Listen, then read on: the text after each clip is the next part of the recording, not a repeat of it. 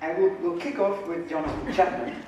And he is a professor of sustainable design, and he's the director of design research and the chair of the University of Brighton's professorial board in the domain of arts and humanities. I have to read. He's best known for his theory of emotional durable design, and he worked with big companies like Sony, Puma, Body Shop, and Philips, and also the House of Lords. You all want to know everything about that one. And when I had a chat in the preparations, he started talking, and suddenly I said, Jonathan, everything you say, do you know this movement in the Netherlands called Eternally Yours? And he said, yes, that was my big inspiration during my master. So there is he has, in what he says and what he advocates, there are some Dutch roots, which is quite interesting. Jonathan, I will give you the stage, and give a warm hand for Jonathan.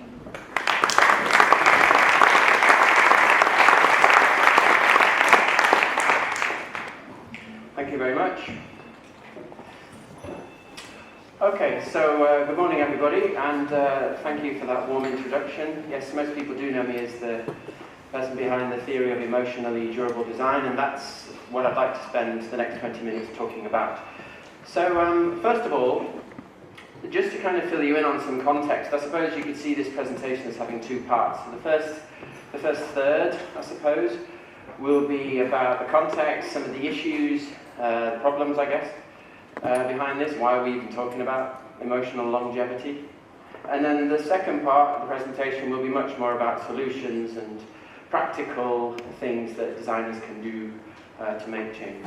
And as Jeroen said, these are approaches that I work very closely with global businesses to develop into packaging new products, new systems and services. So first of all, I wanted to mention that in the context of a very simple domestic electronic product like an electric toothbrush, so nothing fancy, one of those invisible products that we interact with every day without really noticing that we're interacting with it.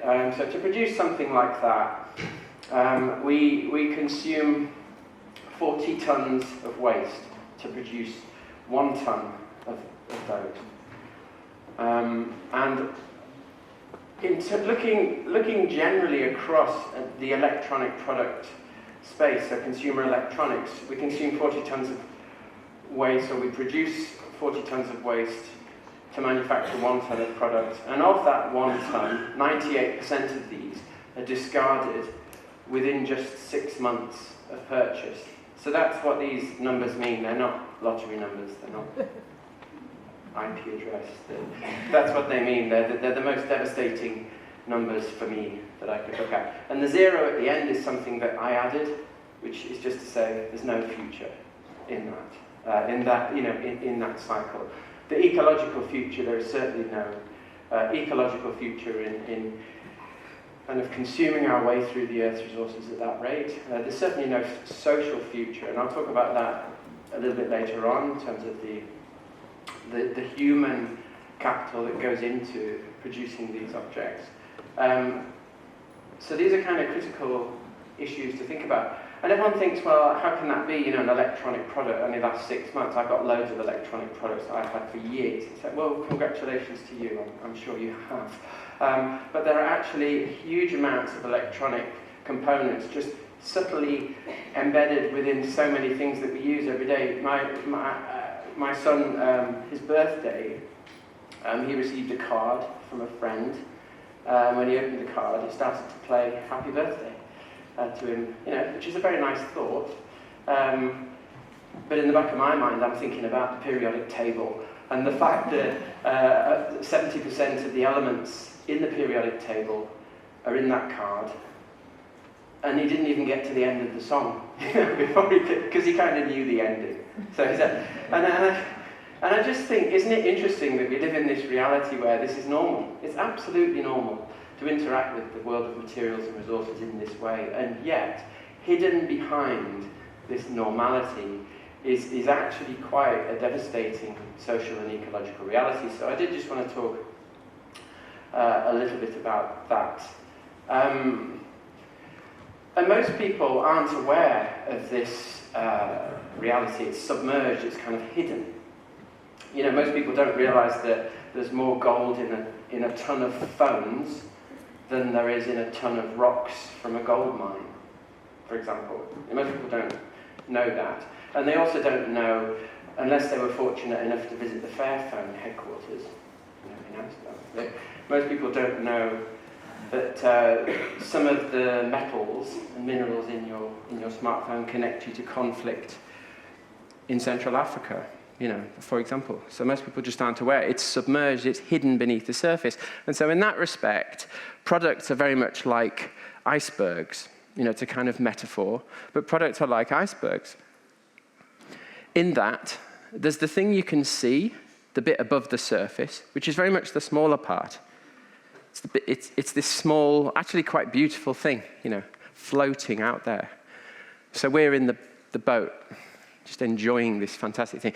But actually, beneath the surface, and I suppose there's another analogy to consciousness there, but I'm not going to overreach. But beneath the surface, there's this far greater mass of reality, of the materials, the resources, the energy, the people, and everything that happened backstage, which was needed in order to bring this little product into your world.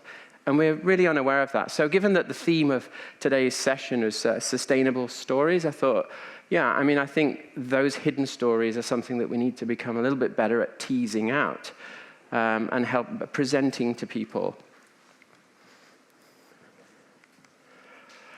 Okay, so a lot of, as I said, these stories are hidden, we don't notice them. It's because they're influenced and shaped by cultural norms and behavioral norms. So for me, when I see somebody throwing away a smartphone because it has a cracked screen, it feels kind of absurd because I suppose because I understand the hidden story, what it took to bring that product into the world. So for me, when I see someone using a cracked screen as an excuse to upgrade or to replace, I think it's as bonkers as throwing away a car because of a flat tire. I think it would be equally bizarre to do that. That it's as wasteful. I've got a flat tire, I'll chuck it away, I'll get a new one. That's as resource inefficient as that process is. But somehow, because of the way culture has evolved and developed, and I suppose that also depends which culture we're talking about, we would notice the car, but we wouldn't notice the smartphone. Norms are powerful, and I think we also, in design and emotion, need to become better at noticing some of the underlying norms that shape and influence patterns of consumption and waste, and also design decisions. So like, for example, right now, it's normal for you to be listening to me talking. That's quite normal. It's probably not so normal to think, hey, what this guy's saying is almost interesting, but it's not as interesting as the fact that these projectors are working so efficiently. It would be abnormal to be distracted by that, probably. So these norms are there, and they absolutely penetrate everything that we do. So in terms of longer-lasting products and how we make stuff that lasts a long time and that doesn't last a long time, each of us owns things that we're attached to and that we love and cherish. And they're not always things that are particularly expensive. They're not things that are necessarily high-status objects. These are my two most cherished possessions. And there's a very long story behind this, so I'll give you the quick version. My son gave me these when he was 1.5 years old, and he had a vocabulary of about 7 words or something.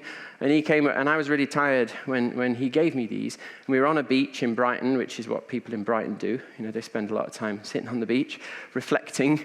And he came up the beach, and I was really tired, and I hadn't slept very well. And he came up, and he handed me these 2 stones. And as he handed these 2 stones to me, he said, "Daddy," and "Jasper," like that. And what was pretty special about that moment was that, because obviously I was the big stone and he was the little stone, just to get that out there. The reason why I think this matters is because at that moment I was able to experience his perception of me in some kind of way. And I really kind of, in a sense, I became a dad at that moment. I suddenly was like, wow, it is real. And it all started, something happened. And so when I still have these stones in a drawer in my bedroom at home, and they're like time machines. Every time I contact these objects, I'm back in 2009 on an autumn beach in Brighton, a little bit tired, a little bit cold.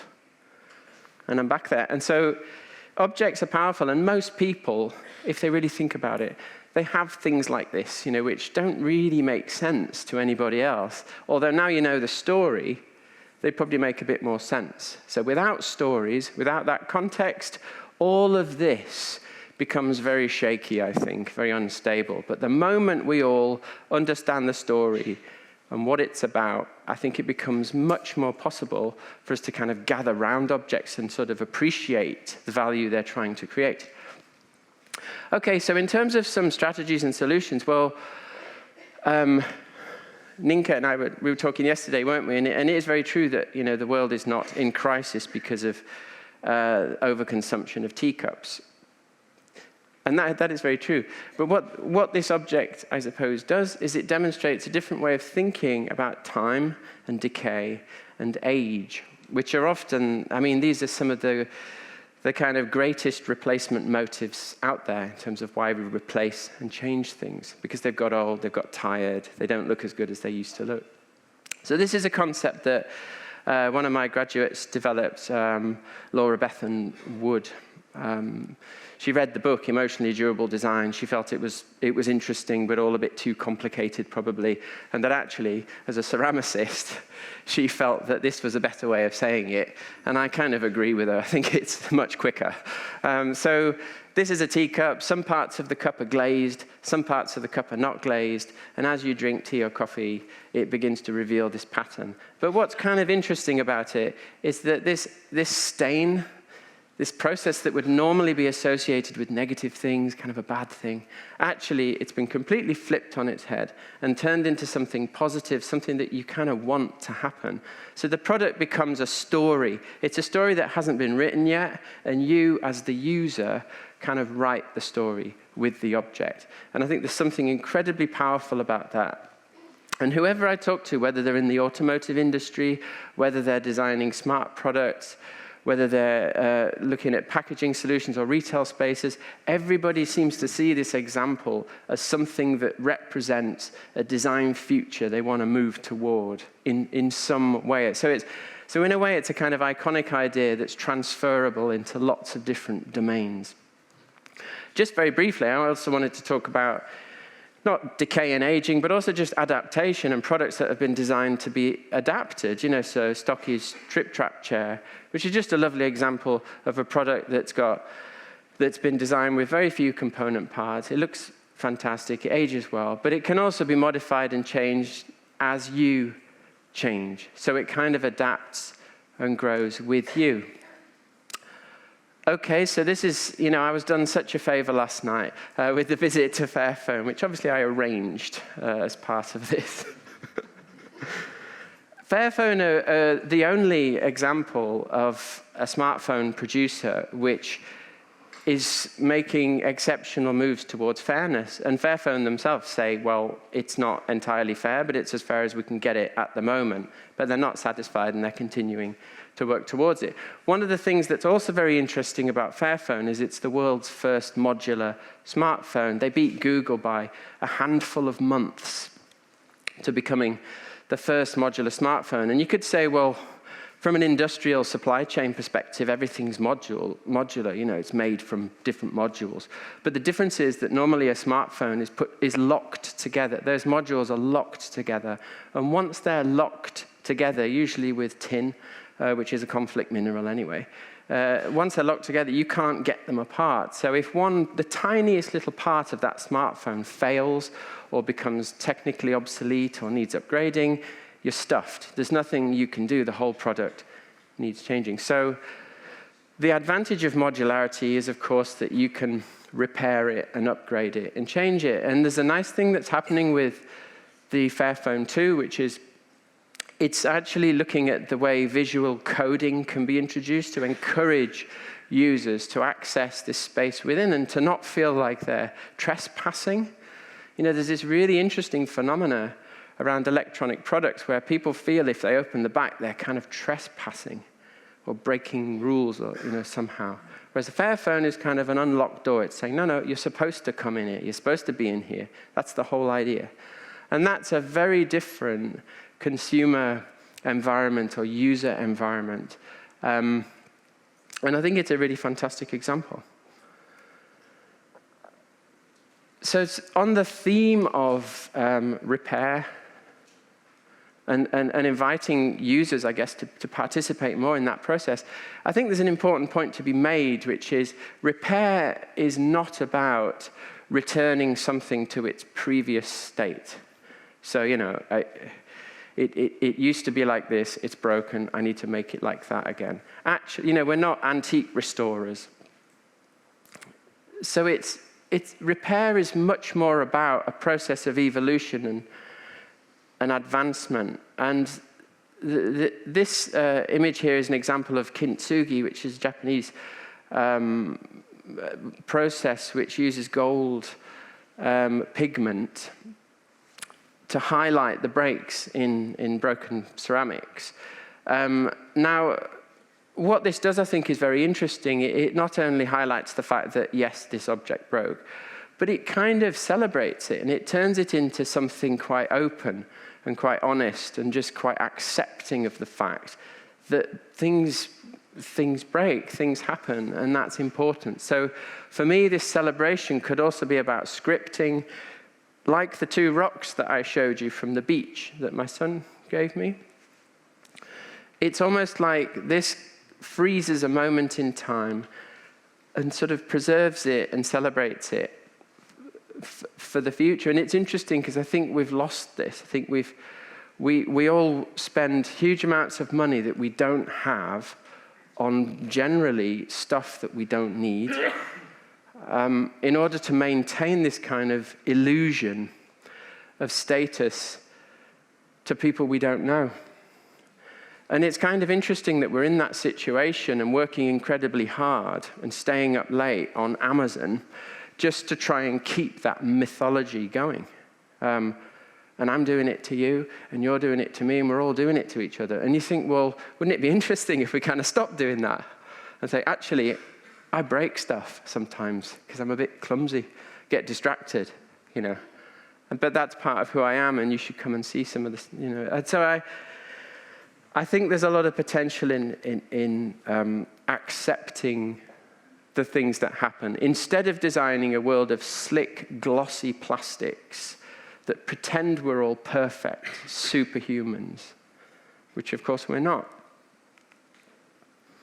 Okay, so I wanted to make a point, which is a point I made a few weeks ago at Design Research Society about what I see as being one of the major limitations to our field in terms of its impact on the world outside of academic context. Because, of course, when I talk about impact, I'm talking about how academic research makes a difference outside of academic research. Because I think it's in a way, it's quite easy, I think, to develop new ideas, new reflections on things, share those reflections with other academics. Then those academics think, that's interesting, that's changed how I feel. I'm now going to talk about that and reflect back to you. And what it becomes is this echo chamber where we're all reflecting to each other, but no one's necessarily puncturing out of that into the world.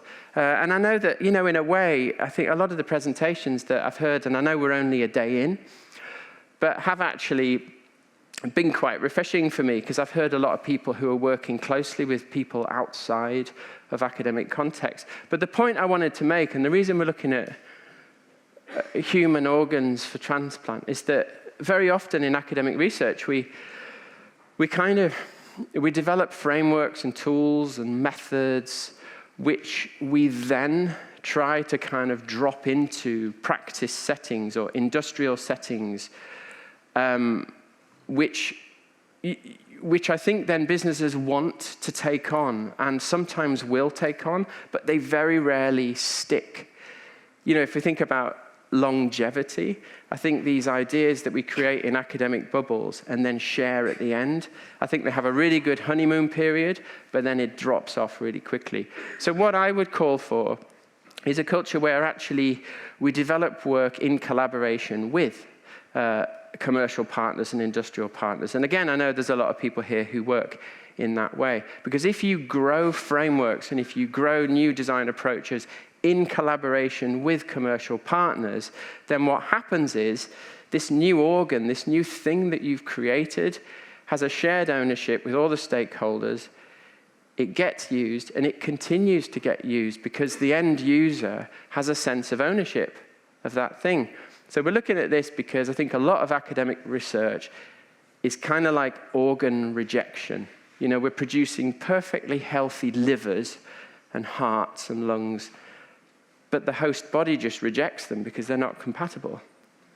So neither side is doing anything wrong. They're just not compatible. So I actually think we need to get a bit better at building relationships with each other and working together, not because it's nice, because very often it's not nice, it's far more complicated, but actually because I think that's the only way to develop lasting research that generates impact.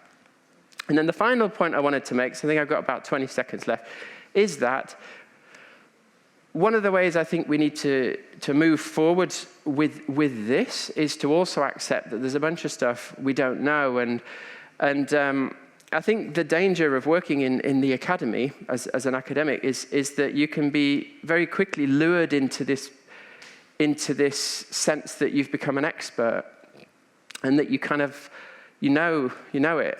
You know, I've got it all figured out, which I think is folly. It's an absolute myth. I think that there's a point in an academic career where you can claim to have developed expertise over a very particular thing, but that does not mean that you are an expert, ask me anything. Also, if we assume that the world is changing and continually changing, that expertise has a shelf life. And I think there's a really interesting thing that happens when you reach a point where your knowledge is formed and you develop expertise, written the book, go check it out. You know, what happens after that? Is that it?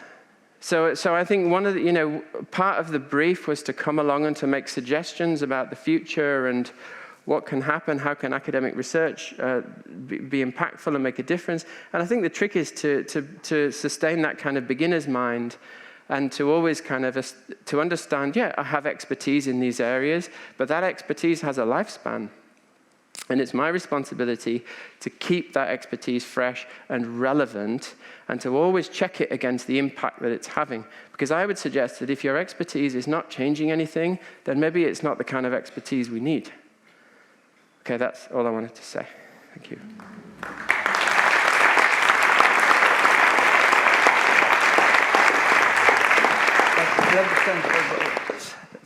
Thank you, Jonathan. Thank you very much. It's interesting, the last part, what you said is about these researchers coming up with perfect functioning livers, and there is nobody. Two of my colleagues from my design company are here, and they're here because they're interested.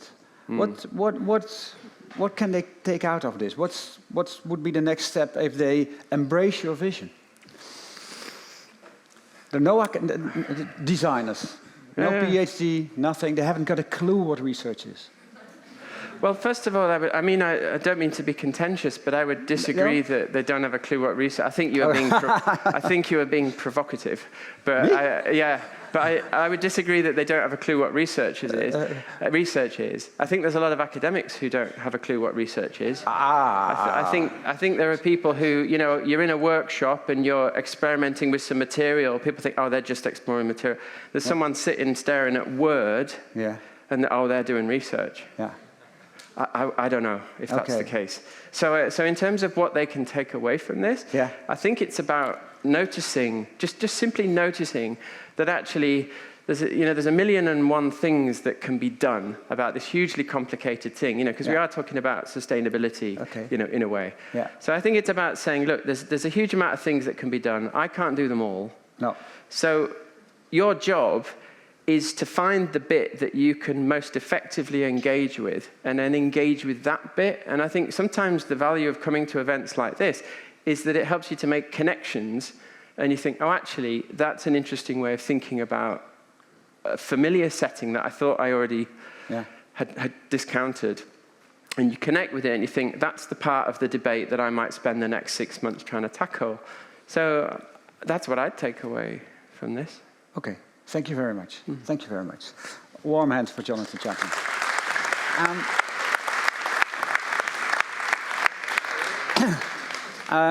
The next speaker on stage, she's a colleague of mine. It's Dr. Nynke Tromp. She's an assistant professor of social design and behavior change at the Faculty of Industrial Design Engineering at Delft University of Technology. She had two claims to fame. The first one was her TED talk at TEDx Delft she gave. I think she will refer to that one in her speech. And the other one, I think that's pretty amazing. She worked for a while at Reframing Studio, one of the most renowned design studios in the Netherlands. And there she did some very interesting work, and she even won the Rotterdam Design Prize, which is one of the most prestigious design prizes to win in the Netherlands. So she's an academic, and she won one of the most prestigious design prizes. And I can't recall anybody who was able to combine this. So she's very special, and I call her to the stage. A warm hand for Nynke Tromp.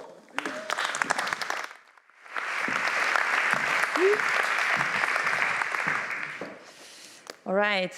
Hello. Good morning, everybody. I must say it's a great pleasure to be here, and it's great to be part of these discussions that are taking place here at this conference. So first of all, I would like the organization for having me, and then thank you for attending. Indeed, my work is into social design and behavior change, and the main argument that I wish to make today is that we should not regard social design as a new application field of design in which we apply the thinking and the tools that we've developed so far into this new domain, but that we actually should regard social design as a new discipline, because it requires its own logic and it requires its own principles. Now, if you look into the field that is relatively recent field of design, and you look into what's done there and how social design has been defined so far, you come across many definitions, and none of them looks like this one. So there are many people who focus on what the designer should do, who he should involve into the design process. But I think it's way more relevant to define social design in terms of its output, and therefore also assess the procedures and the tools that we develop in terms of this output. So I adapted the very basic definition of Herbert Simon and say social design is about design, indeed the processes, the tools and thinking, and the manifestation, which means the outcome of the design, which can be a product, a service, a system, a platform, a building, but whose chief aim is to convert the current state of society into a preferred state. Now, and I will show you in the coming 20 minutes that this requires a different way of working. Now, at the moment, social design is hip and happening. So there are many governments that are coming to understand that their way of work and approaching the problems that we're facing is not bringing the solutions we need. So they really invite creative minds, inventive communities, visionaries, artists, to help them to approach these dilemmas of today. And I do think that designers have a major role to play there as well. But I think before we can do so, we should first start to recognize the role of design in the exact same problems that we're currently facing. Because whether we talk about the environmental issues of today, the health problems that we're facing, or the social issues all around the globe, design has played an influential role in exactly contributing to these, in sustaining them, while we're trying to fight them otherwise. Now, I will reflect upon obesity just to give you a bit more insight in how this works. So obesity, it's actually very strange. At this moment in time, more people die of obesity than they do of famine. And that's actually quite strange. We have an abundance of food, and apparently that's more threatening than there is a lack of food. Now, you could say, how stupid of men that they are eating too much and too unhealthily and exercise too little. And then you can employ all your design efforts to try to motivate them to change their behavior. But I would say, isn't this actually, I would question, is this indeed abnormal behavior in a perfectly normal world? Or should we consider it as actually quite normal behavioral responses to an abnormal world, an artificial world that we as designers have created. Because if you look around you, we have created sophisticated transportation systems, tuk-tuks, Uber, trains, trams, that conveniently bring us from A to B. We have escalators, elevators. We don't have to take the stairs if we don't want to. We have outsourced all of our laborious tasks in-home to machines, and we can get our fast food literally at every corner of the street 24/7. So I would say these are actually quite influential, the design has actually quite influenced all of these behaviors, and it's very hard for people to change their behavior in an environment like this. So the main point that I think that we should do is we try to redirect this influence and make the socially responsible behaviors, the sustainable behaviors, the natural response to our environment. But to do so, we have to understand what socially responsible behaviors are. So this means we have to integrate a societal perspective into our work alongside a user perspective. Now, what does it mean to have a societal perspective? And then I get back to our nature. So just like monkeys, human beings are social beings, which means that our individual well-being is tied in with the well-being of others and the well-being of the group as a whole. But this also means that there are points in time in which we have to decide, do I act in favor of myself, or do I, in fact, act in ways that benefit all of us, and maybe all of us in the long term? Now, to illustrate this, the monkey has 3 bananas, and he now has to decide, I'm quite hungry, do I eat them all by myself, or do I share them with my group members? Now, he might take them, and then he has gotten rid of his hunger feeling. But if he shares them, he has the opportunity that in the long term, the other monkeys will share the bananas with him. So the food provision in the long run is secured. So the functioning of solidarity in this group has actually contributed to the survival of the species. Now, if we look at evolution and how we've become the people that we are, so it means, in principle, that individual interests can be at odds with what's best for the collective. But it also states that we are naturally driven to act in favor of both. So many think that our gene is an ecocentric gene, but we're actually, the pro-social behaviors like altruistic behaviors are actually equally important to our survival. So I find it interesting to then question why and how come do we find it so difficult to engage in sustainable behaviors if we're naturally, willing to do so.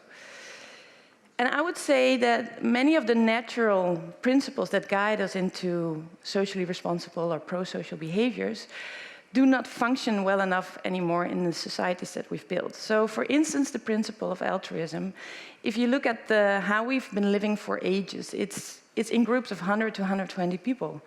And to this group, you can experience empathy for all of the members. But we've now created societies of millions of people. And it simply is not possible anymore to feel altruism, or to feel empathy, I should say, for all of them. Another thing is that we've created systems that we do not understand anymore. So for our food provision, healthcare provision, our economic system, they've grown so huge with so many depending relationships that we cannot experience the consequences of our actions anymore. So if we buy a t-shirt, we do not witness the suffering that the girl in Bangladesh who made it is actually going through every day. And another thing is that, and that relates a little bit to the status and the gain that Jonathan was talking about as well, if we created a society that's driven, and a business, a market that is actually quite driven by the individual gain on the short term for individual people. So status, competition, recognition, these are the things that drive economic at the moment. But research shows that the more we are being primed with pro-self constructs like status, the less motivated we are to engage in helping behavior. So it's questionable if we let the public domain of our societies be intruded by this type of commercial that has an impact on our public behavior. So even though these dilemmas, social dilemmas, are normal dilemmas in which we, every once in a while select for both options, either gain something for myself in the short term or do something good for all of us in the future, these dilemmas are currently framed and phrased and experienced by people as, okay, I know that I'm going to benefit if I do this in the short term, and if I do that, there might be a prevention of some loss for all of us somewhere in the future. Now this is, if you try to feel the option, you know that the first is way more attractive. So how could we reverse this? How could we employ design to make this choice a bit different? And I will reflect upon 3 examples, not my own examples, but examples from Dutch agencies here. This is Goedzak, or Good Bag, if you want to translate it literally. And it's a design by Simon Okaya. He's a founder of Waarmaaks design agency here in Amsterdam. And he wanted to work on the fact that there are a lot of products that are perfectly functioning are being thrown away. So apparently, even though we have systems in which these can be recycled or they can be brought back to second-hand shops, apparently people find that too effortful. Now, you could try to motivate them to change their behavior, but he said, okay, how can we create a condition so it becomes a bit more easy and a natural response to them? So he developed this bag, and it's as simple as this. It's partly transparent, so it's a garbage bag. You place in the stuff, but of course, people who pass by see the stuff, and it's actually normal to pick it out if you think it's valuable to you. So it's a very simple intervention. Another example that I want to reflect upon is the social swipe. It's actually a campaign, so it's about donation. It might not be it might be a pity that we need donating as a pro-social behavior, but despite that fact, I think what they did very cleverly is to make the consequences of this abstract behavior of donation experiential to you. So the thing is, you swipe with your credit card through this, and by swiping, you cut through the rope of this person that's apparently captivated unjustifiably. So so you get naturally driven to act pro-socially. And the last example is Peerby, and Peerby is a peer-to-peer platform that allows neighbors to lend and borrow stuff to each other, and this is mostly stuff that you have and might be expensive, but you do not use regularly. So a drilling machine, but it might also be a van or a party tent or whatever. And the clever thing about this design, I think, is that to make use of it, the only thing that the platform does is connect you to each other. So you have a drilling machine, somebody else wants to borrow it, and they connect you, and the rest is up to you. So you have to arrange the meeting, and well, I've made use of it, and I've met neighbors I've never met before. And yet Bussemaker told us yesterday that it's really hard to make people meet, and then you can design all kinds of events and try to motivate people to be interested in the neighbors that they have no relationship with. And I think this shows very well that we also can create an environment in which these encounters become a bit more natural and a bit more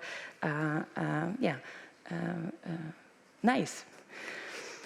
And another aspect of social design and aiming for societal change is that you want to go for systemic change. So it's not change on an impact on an individual level, but on a systems level.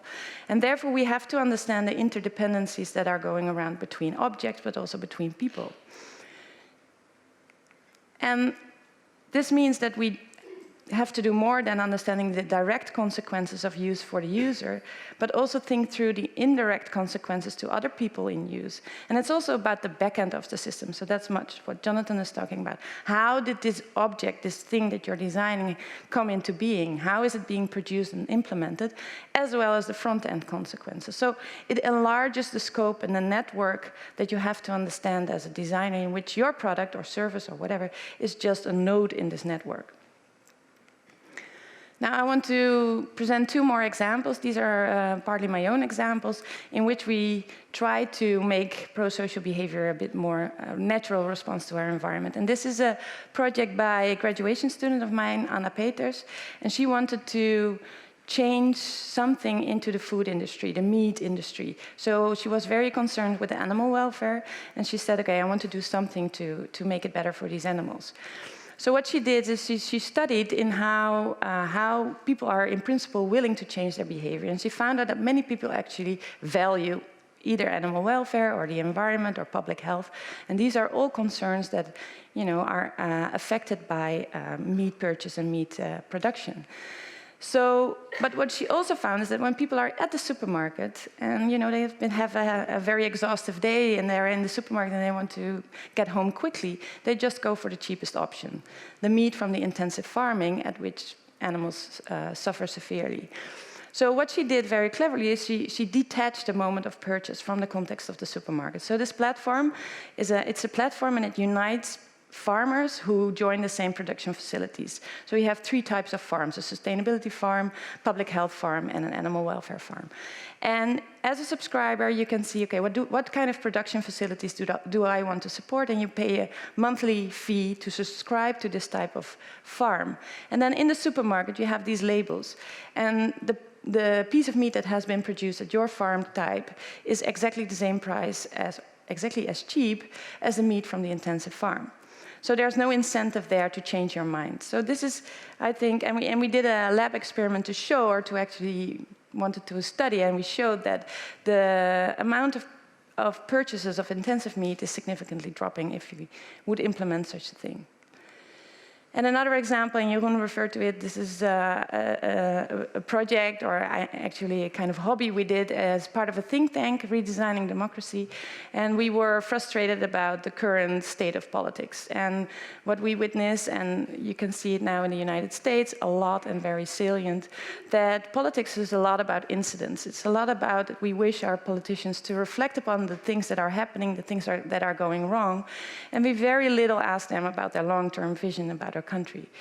It's also a lot about media attention, so it's about lovability, it's about how well are they conveying their message and how charismatic are they, rather than do they truly listen to counter-arguments, or do they really understand the topic that they're talking about. And it's a lot about competition versus collaboration.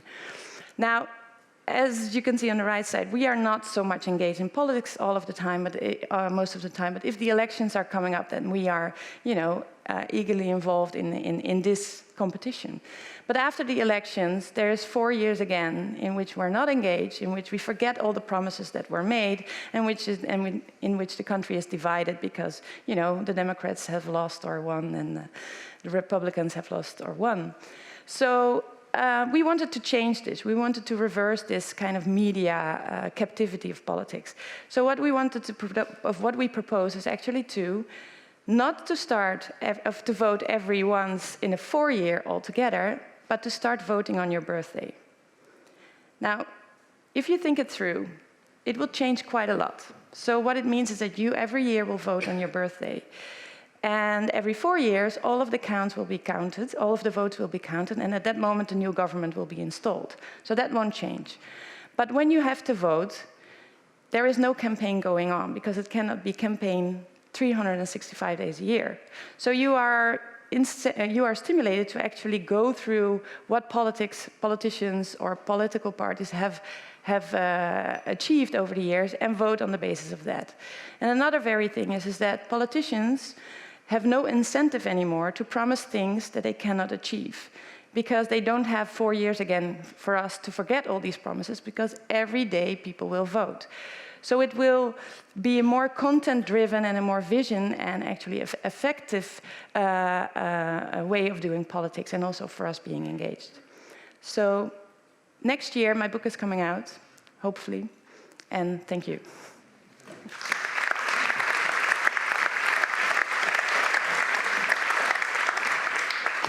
Thank you, Nynke.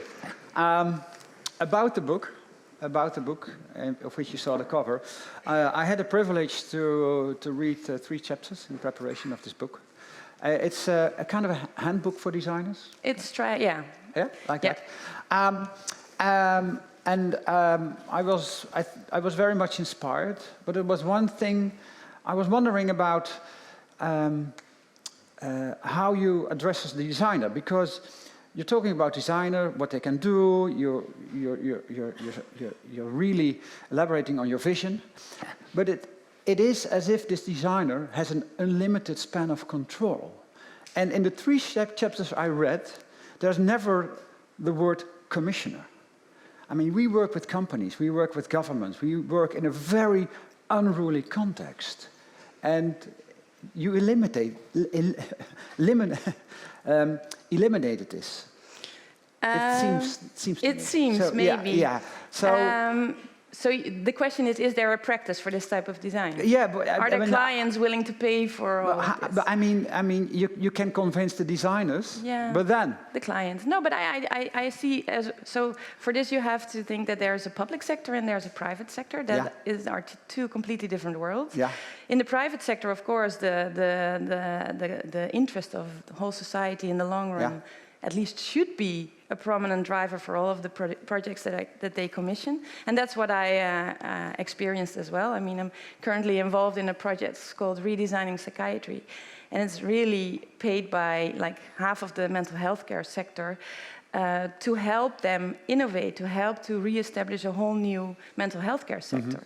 So, and that's a long-term project, and they're willing to pay for it. So I think these clients exist, and I think in the private sectors there are movements going on as well. So you have corporate social responsibility, and many companies do not know how to actually execute this type of design. Yeah. And you have B Corps. You could become a B Corps, and then you have to say to your clients, "I have to follow this procedure of Ms. Tromp." Okay. But if you're talking about psychiatry, let's say a sector, a community, you can address them. But there are many problems in our world that don't have a phone number and don't have a budget. So what to do? I mean, I was in the top 10 creative industries. Paul is now in this platform. It's a platform in between the sector creative industries and the government. So we talk a lot with the Ministry of Economic Affairs, the Ministry of Education, Science and Culture.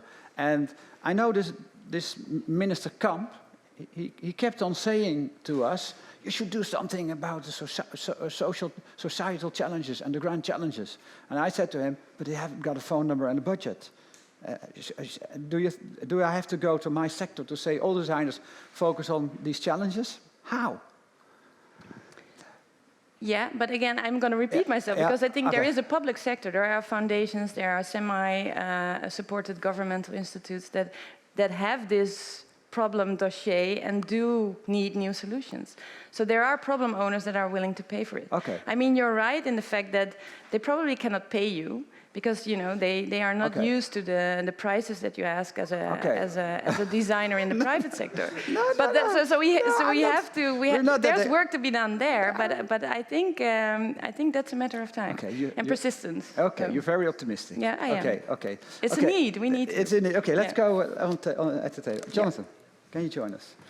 So we do it a little bit differently than yesterday. Yesterday we had the little couch and a chair, but that felt a bit lazy. It fell a bit.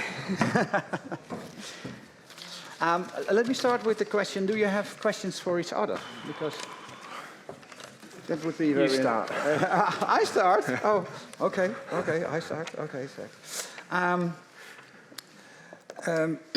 you both talked about sustainability and referred to the responsibility of the designer. Do you completely agree, or is there an overlap, or how do you look at each other's work? I think there is a difference. We talked a little bit about it yesterday as well, but I think what Jonathan tries to do is if you have to design something, then think through how long this product will last and think through and how you can employ this endurable design and emotionally attachment to make sure people care about it during this lifespan. For me, I'm placing the designer into a really effect-driven position. So, okay, you want to have impact on the environment, you want to do something about sustainability, then how could we support him in thinking through where to intervene, where the biggest impact can be, and then what to design. So it's more about impact-driven design and not necessarily focusing on the object. And it's also about the consequences through the use of the object rather than having a relationship with the object. So I think that's the difference. But Jonathan? Well, I think the word responsibility is a typical academic thing to do, isn't it? Is to question the question, and I apologize for that. But I think the word responsibility is a really off-putting one because it's really boring, and it kind of suggests that you have a duty to do something. And I think not designers, I think most people are actually quite repelled by the idea of being told they should do something because they have a duty to do something. I think one of the most interesting things in design is that actually the major innovations and creative breakthroughs are in this space. That's where it is. And so if you're trying to think about what reasons why designers should engage with this, it's because this is fertile ground. This is rich ground that is underdeveloped, and it's where some of the major leaps are going to be in the next 10 years. So just for selfish career development reasons alone, this is where you should be focusing your practice. I think if you happen to be one of the few people who actually do care about sustainability rather than just saying you care about sustainability, then obviously this is the space you should be in, because you can have huge transformational power within this environment to make the kinds of changes you want to make. But I would also just add, though, that the people need to, I think, have realistic expectations about their role within this territory. So I think a lot of people, when they get into sustainable design, they see the whole scenario, and then they believe that it's their responsibility to sort of solve it or overcome this challenge. And actually, that's the last thing you should be doing. What you should be doing is identifying an area of the debate that you feel you can work towards and make a difference within, and then make a start on that. And I think if more people did that, things would be radically different. Okay.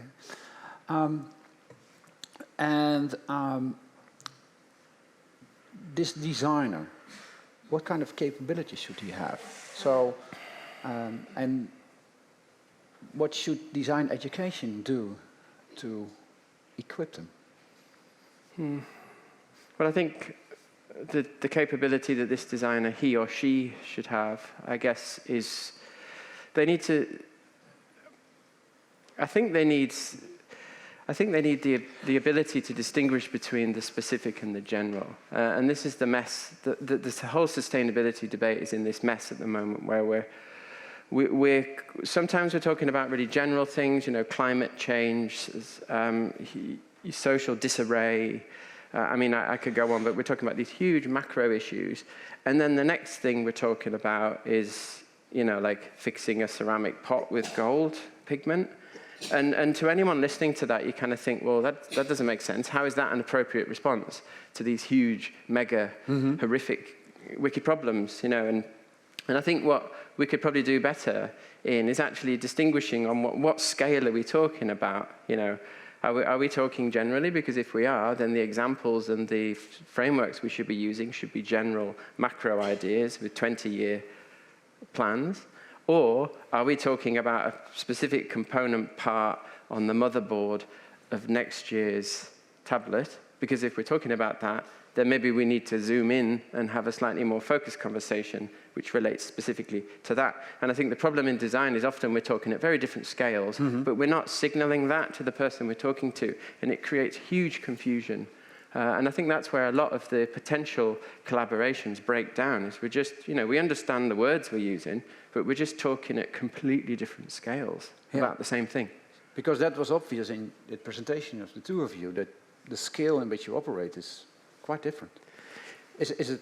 In some ways it is, and in other ways it's not. I just think, I think what Nynke said is really important, because I think it also considers what design means outside of commercially dominated context. What happens to design outside of commercial context. That doesn't mean it's without a commercial context, but the commercial context is not necessarily the dominant parameter. So in some ways, yes. To come on to that, I think that we indeed should be modest as a design discipline of what we can achieve through the designs that we develop. But I think we shouldn't be too modest, because I think we're needed to fight all the problems that we're facing. So without designers becoming involved into it, it's like fighting a lost battle. So yes, the responsibility is there, I would say. But I do agree that we have to see where we can use our powers through an object, and that might be a very simple object, into this whole bigger system. So I think one of the things that designers really should be be learning is to see this larger network of things. Okay, and what would you teach them? What would you educate them? What capabilities? What skills? What mentality? Well, I discussed it in my talk. Yeah, Two yeah. things. To see what is best for all of us in the long run. Yeah. So that means you don't have to do user studies, but you have to understand, what it means if you act and how it relates to other people. So that's sociology, that's political science, that's a different branch of knowledge that's relevant for design. And the other thing is the systems thinking. But what I do think is that there are a few skills that we have that are especially important and valuable in this domain, and that's, for instance, the integrative thinking that we can. Okay.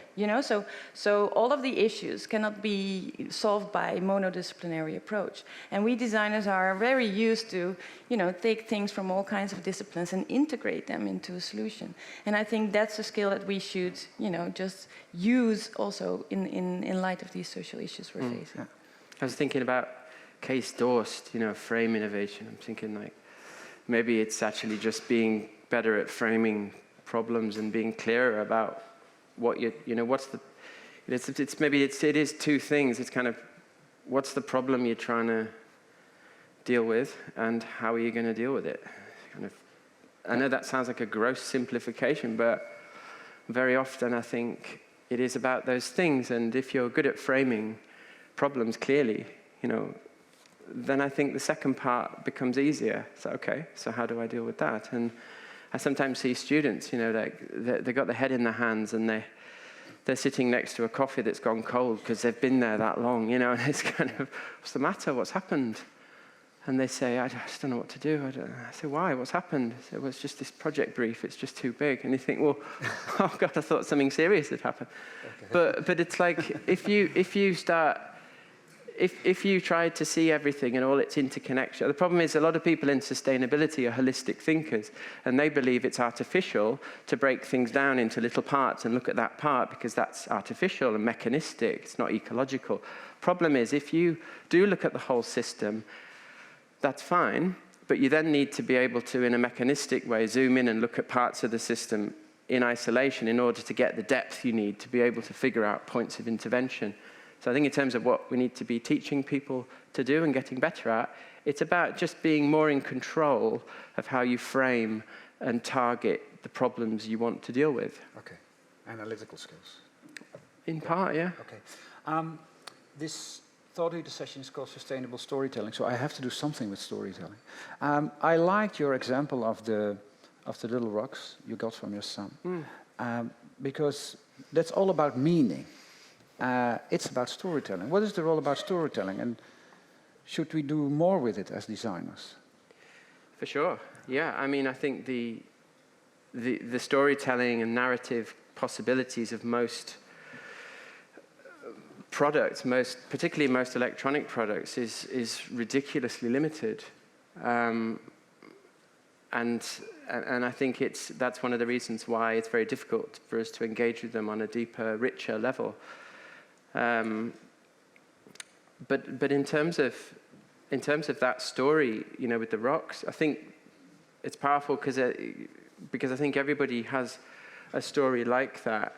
But I also, one thing I didn't say in the talk is the story about the rocks is a way to show that any object, and this is one of the problems really in the emotionally durable design field, is that any object has the potential to become someone's most cherished possession, from a vacuum cleaner to a turnip to a random stone off Brighton Beach.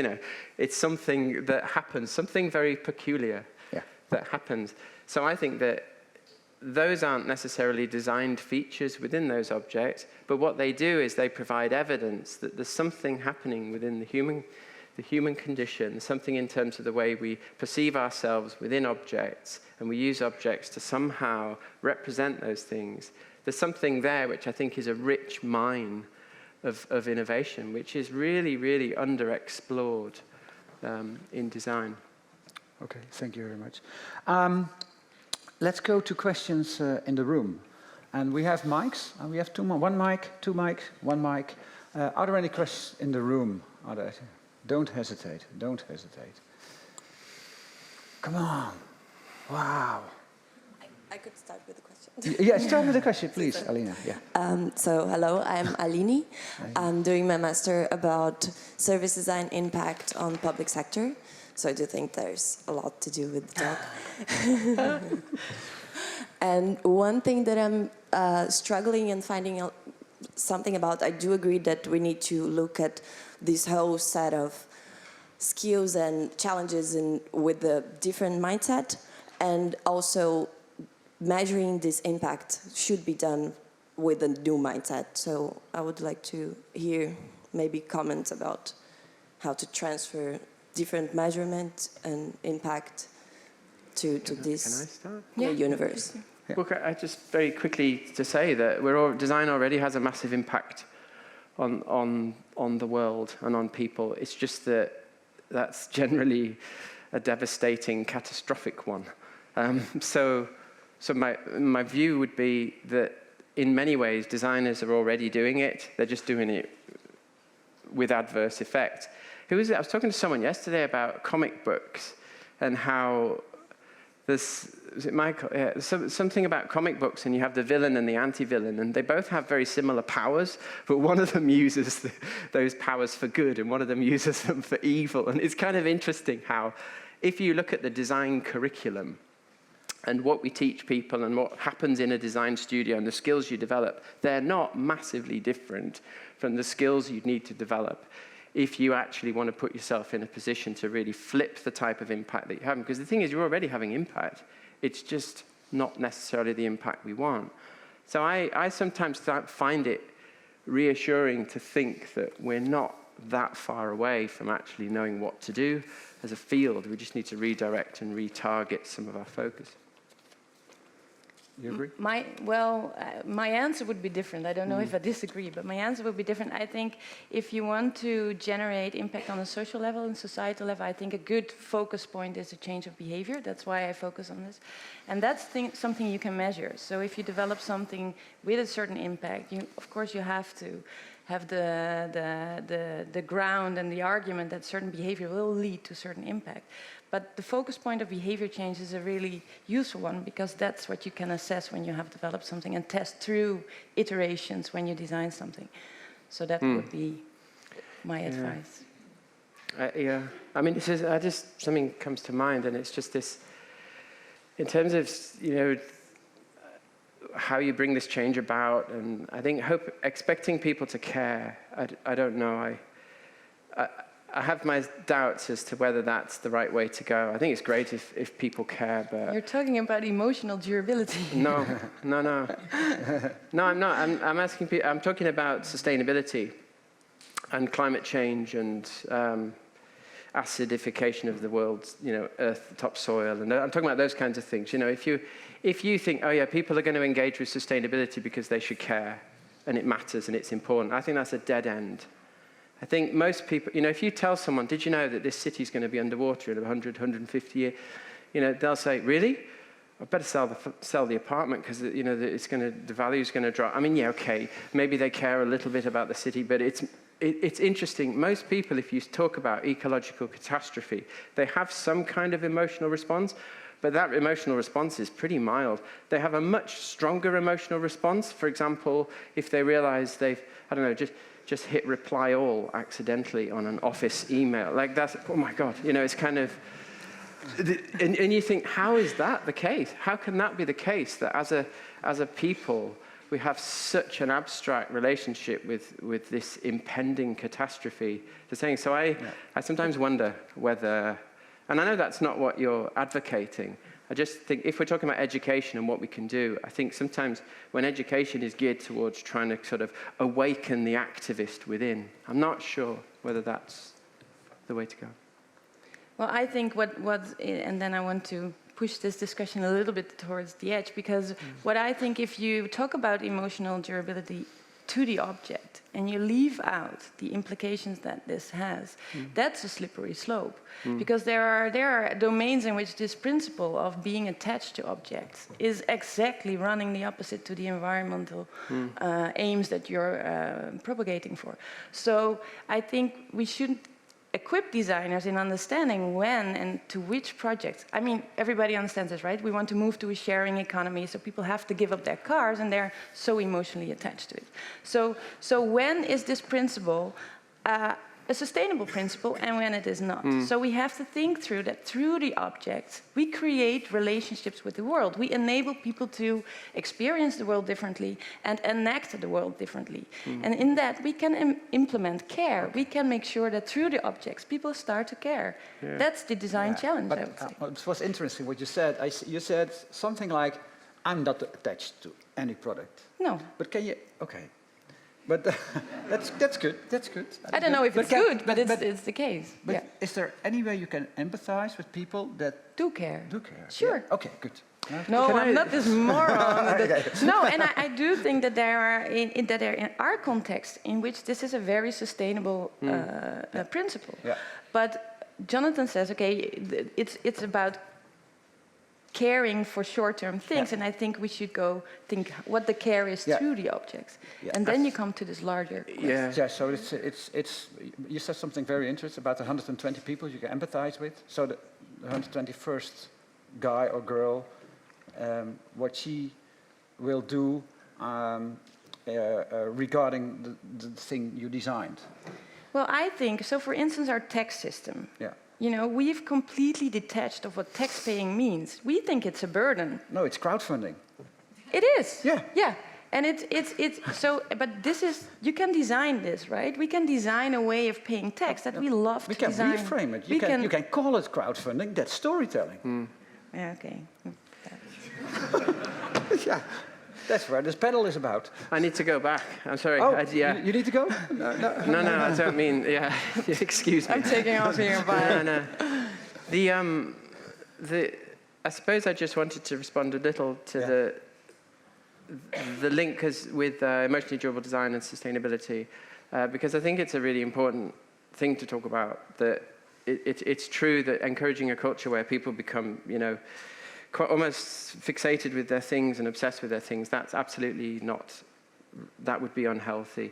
But I think there is something to be said for a culture where actually we hold on to things just a little longer, because by doing that you bring about. So if you for example, if the average life of a cell phone is 2 years, and you can extend it in a way that's commercially viable to 3 years, then you're bringing about a 50% reduction in consumption and waste of all the materials and social,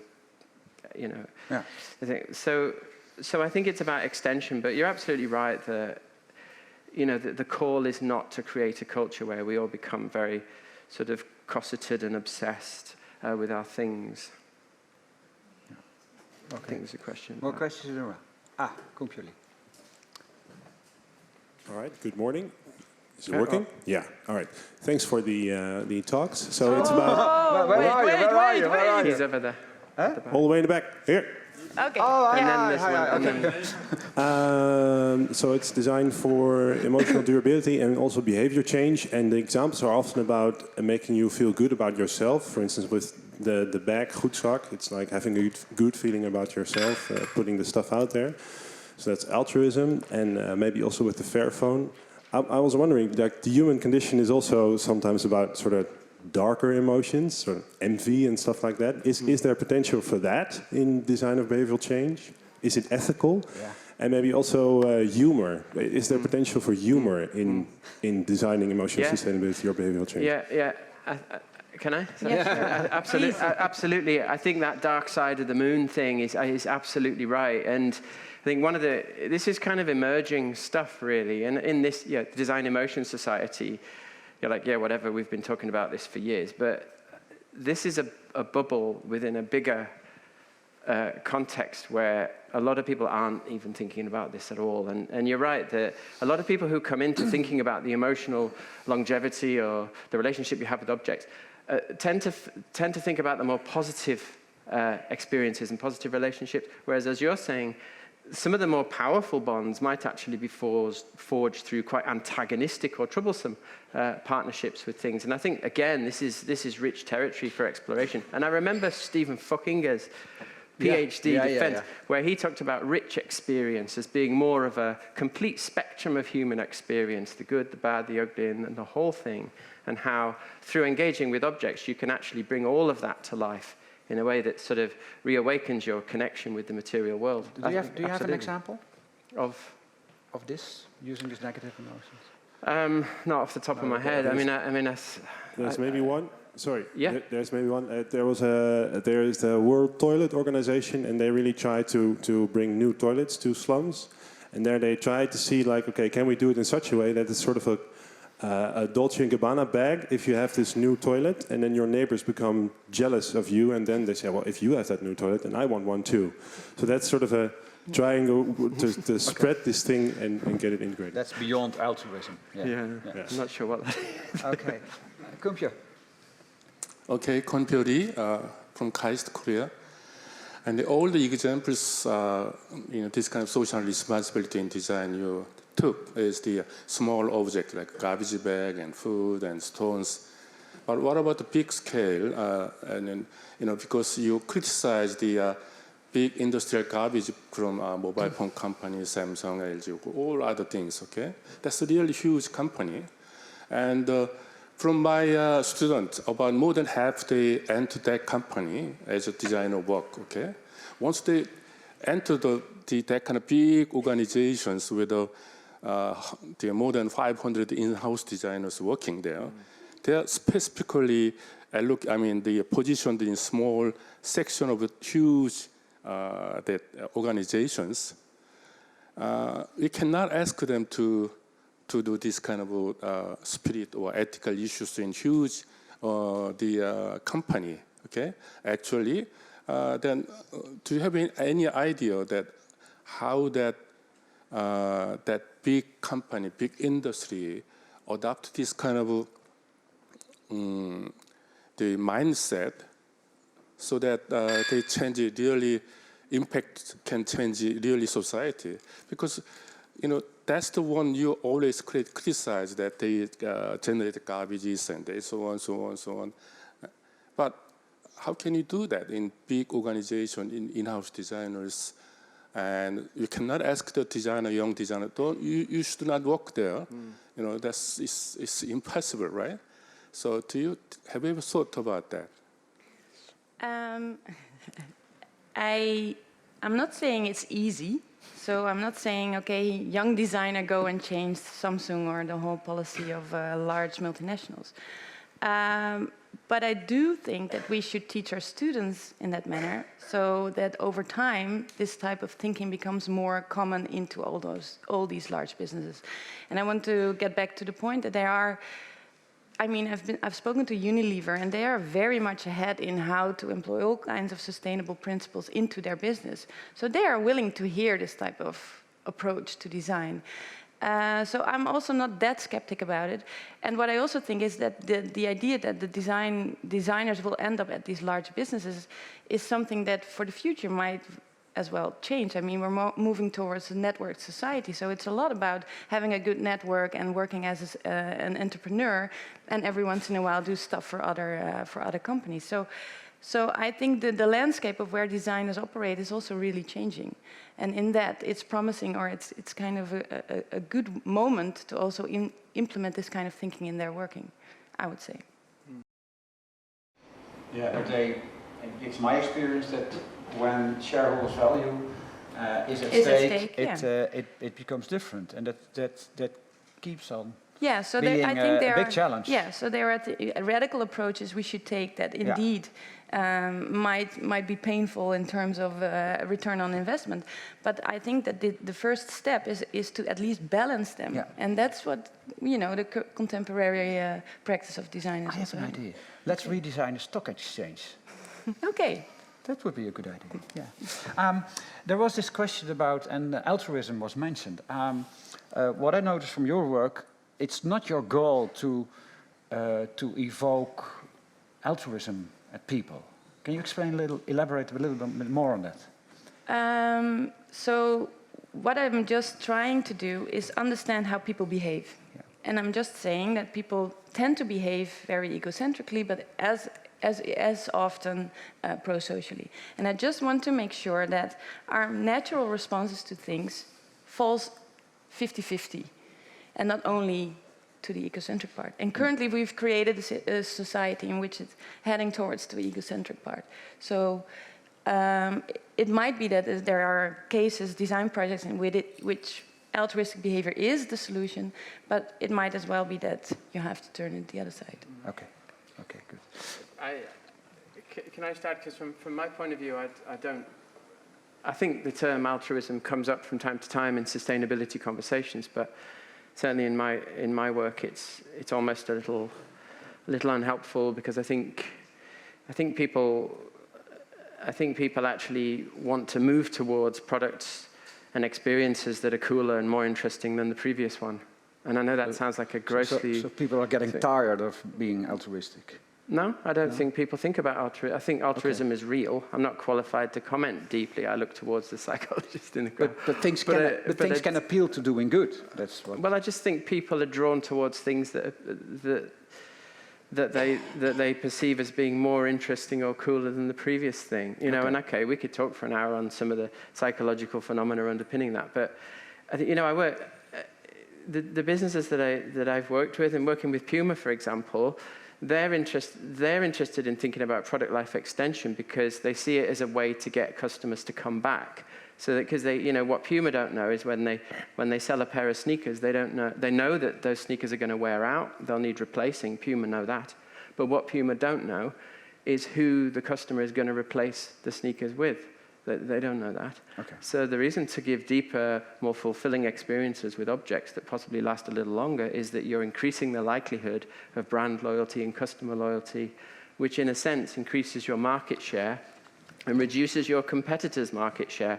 So is that altruism? I don't know. I think it just makes business sense, as well as, by the way, happens to be more resource efficient.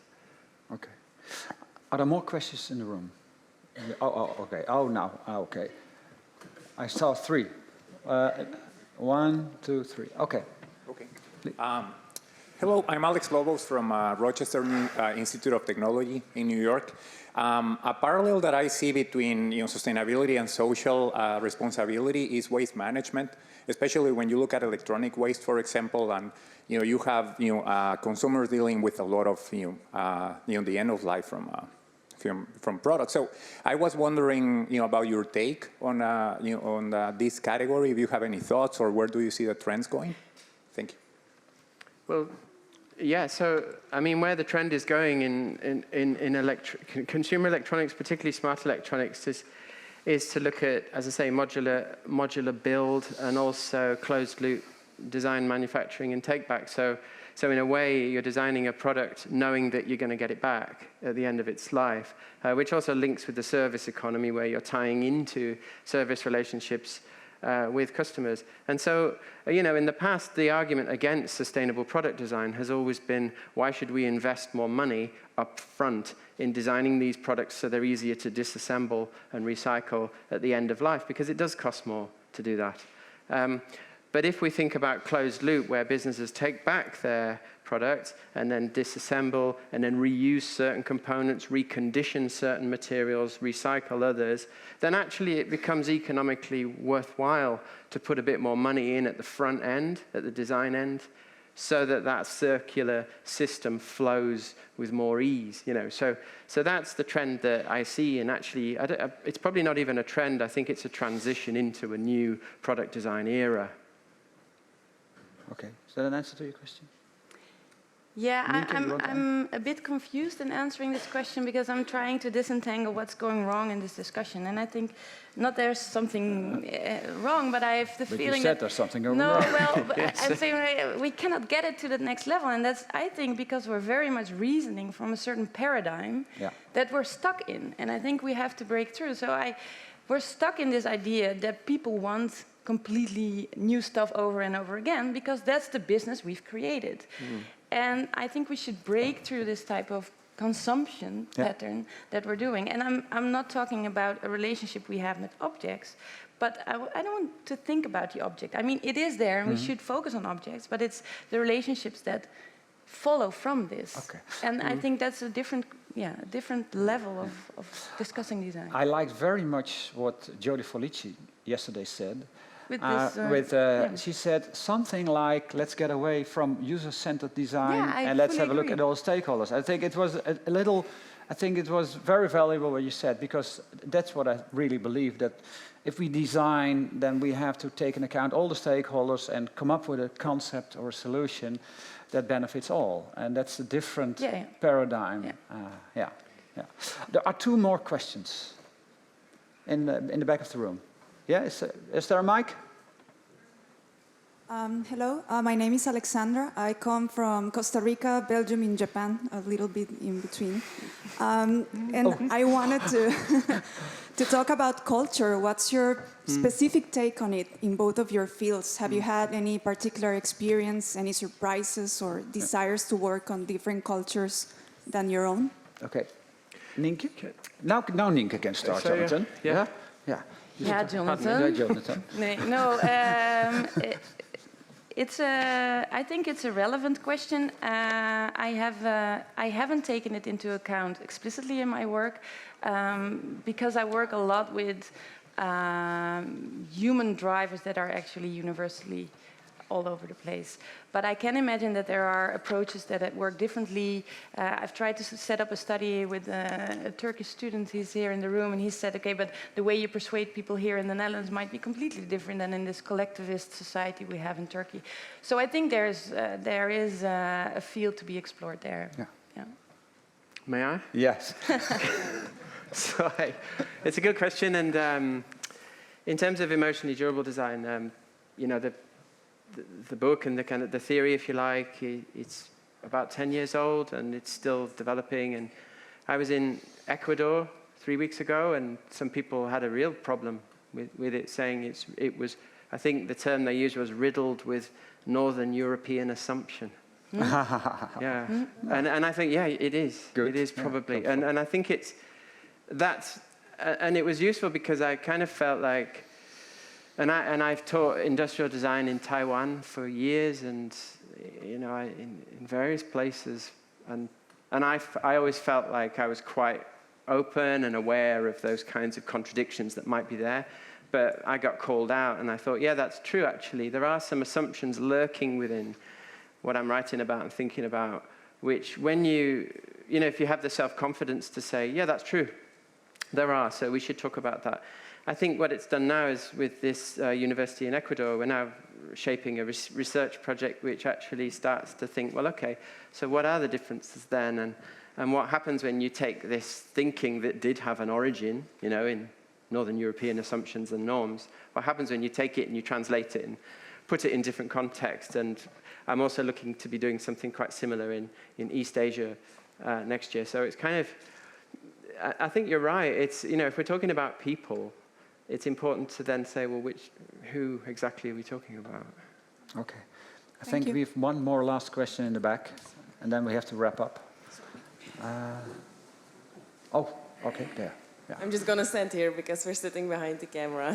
Yeah. Hello, my name is Rut, and I'm an architect and researcher in Design for Human Flourishing. And we were talking about different scale levels, and now I was just wondering how you were seeing this on the scale level of architecture, because we're talking about products, and that's often a one-on-one interaction. But with the built environment, we have to interact willingly and sometimes unwillingly, because often it's the commissioner of the building who decides some features, and then of course when you're living or residing or doing something in that building, it's often not your choice what you can do there. So how do you see this responsibility in design on the perspective of architecture on that scale level? Well, I think that the way that I hope to stimulate designers to think and to approach problems fits very well with architects, maybe more naturally than to consumer designers or designers that design consumer products, because it is a long-lasting design, inevitably, for years, decades, maybe even ages. So indeed, you have more users group over time. So thinking about what's best for all of us in the long run is a very suited approach to architecture, I would say. In terms of, I do some work with The Body Shop in terms of retail space, packaging design and retail space design, and they have 1,300 stores worldwide. And one of the things we're looking at rolling out probably late next year is this idea that the Body Shop and their supply chain is actually their greatest story, a sustainable story, if you like. But very few people really know about that. You know, for example, Nepal, I think 10% of their GDP is because of the Body Shop and the trade that they put into the country to lift people out of horrific poverty, into schools, into jobs, into different conditions. So one of the things we're looking at doing is developing stores in such a way that you actually have connections and links with the people who, down the supply chain, are producing the ingredients and the materials and the products that you're standing, I don't know, in Dubai looking at. You know, so it seems like an odd divorce to reconcile that, you know, but it's a really exciting way of thinking how we can use space as a way to try and bring back some of these narratives and these deep human experiences. You know, it's again, as I said it before, I think this is where some of the real rich potential is in design and innovation. What a lovely words to close off this session. Thank you very much, Nynke and Jonathan. Give them both a big hand.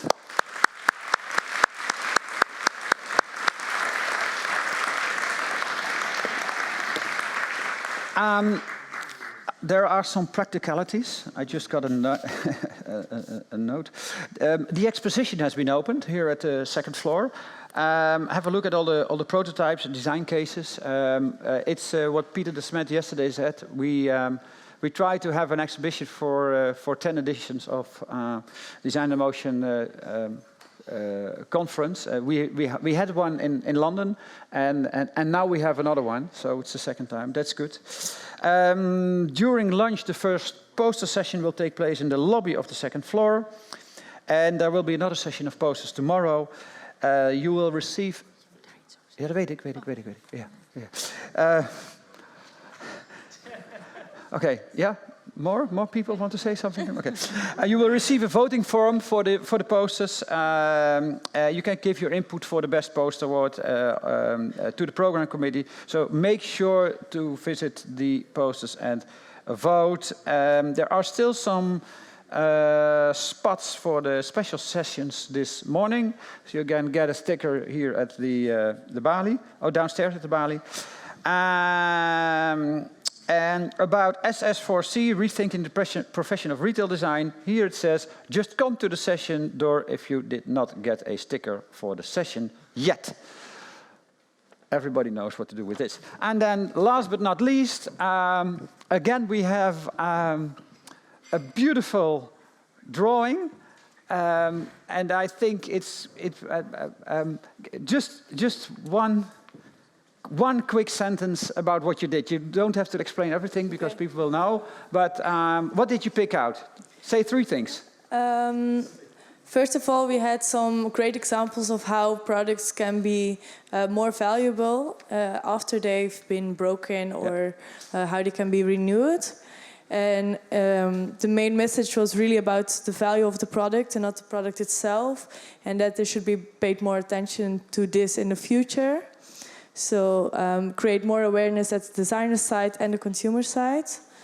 And that the students are part of the future for this, so that the academic role should be more in a sort of network with commercial parties. Okay, thank you. I like the big quotes. Nynke says we should regard social design as a discipline, and the one from Jonathan, make academic research compatible. Thank you very much. Big hand for